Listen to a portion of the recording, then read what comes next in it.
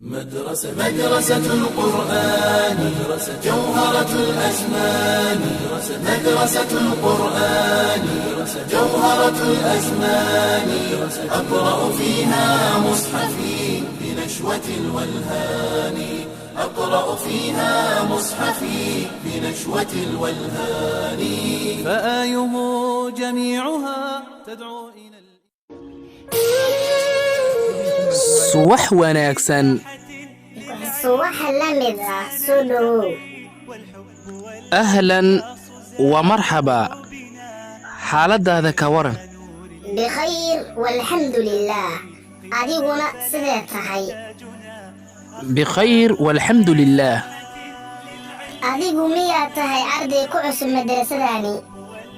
haa maalintan waa maalintii iigu horraysay madrasadani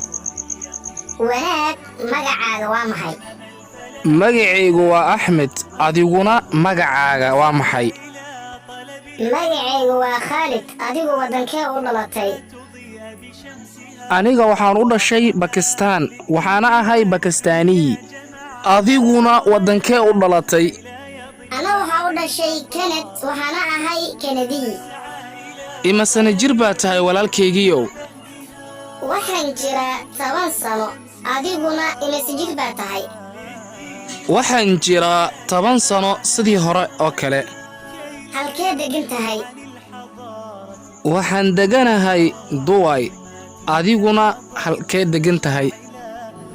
waxaan deganahay duway sidii hore oo kale mucallimka ayaa soo gali doona asaf subax wanaagsan ardaydayda subax la mid ah yaa ustaad waxaa bilaaban doonaa darsigeena